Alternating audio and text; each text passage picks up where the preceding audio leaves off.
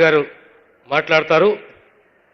రెండు విషయాలు మీకు గుర్తు చేస్తున్నా, జీవితంలో గుర్తుపెట్టుకోవాలి. భూమికి సంబంధించి, దళితులకు సంబంధించి, ఆదివాసులకు సంబంధించి ఎప్పుడైనా ఒకే ఒక పార్టీ కాంగ్రెస్ పార్టీ ఎప్పుడైనా బాసటగా ఉన్నది, కాపాడుకునే ప్రయత్నం చేసింది, రక్షించే ప్రయత్నం చేసింది. అందుగురించే ఏ పథకమైనా ఈ జాతులకు సంబంధించి మనం చక్కగా ఈరోజు ఇందిరమ్మ ఇల్లు అంటాం.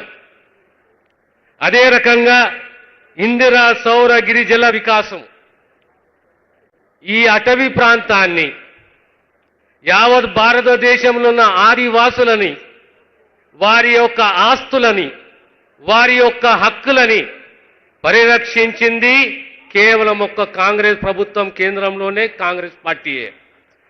మళ్ళీ ఈరోజు 2006 చట్టము తీసుకొచ్చి పోడు భూములపైన హక్కు కల్పిస్తూ ఆదివాసి తెరలు, గిరిజన ఇతరులు వారికి ఎలాంటి హక్కు కల్పించకుండా మీ హక్కుని కాపాడుతూ ఇన్లే గాని, పోడు భూములే గాని, మళ్ళీ ఈరోజు ఈ అటవీ ప్రాంతంలో మీకు ఇబ్బందులు కలగకుండా సౌరశక్తి ద్వారా మీకు పంపు సెట్లు, హార్టికల్చరు, ఆ ఉత్పత్తుల ద్వారా మీ యొక్క ఆర్థిక స్థితిగతులు బాగుపడాలని చెప్పి ఒక అద్భుతమైన ఆలోచనతోటి ఈ వినూత్న పథకాన్ని యావత్ భారతదేశంలో తెలంగాణ ప్రాంతంలోనే కాంగ్రెస్ ప్రభుత్వం తీసుకొచ్చింది.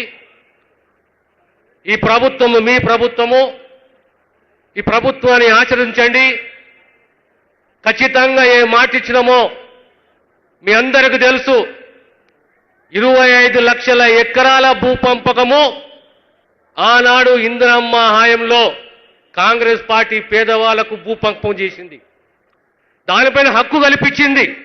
తెలంగాణ పోరాటం, తెలంగాణ ప్రజల పోరాటం గతంలో ఎప్పుడైనా భూ హక్కులపైనే పోరాటం.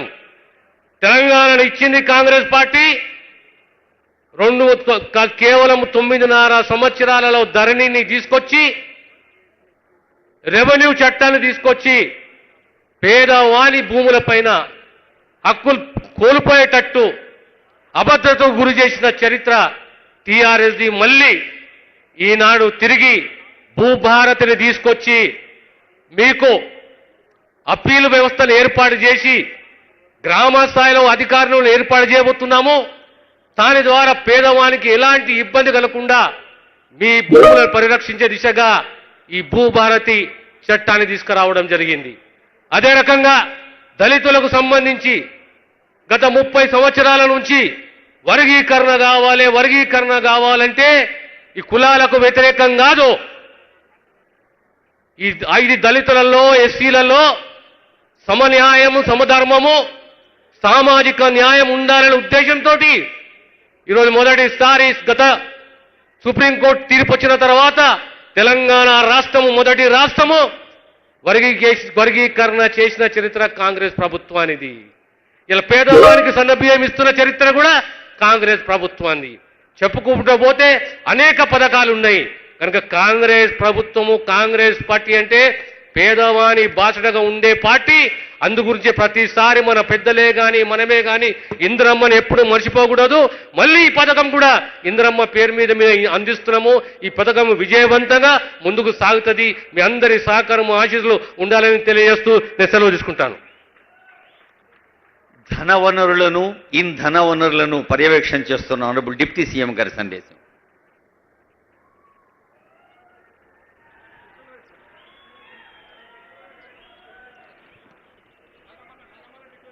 Yeah.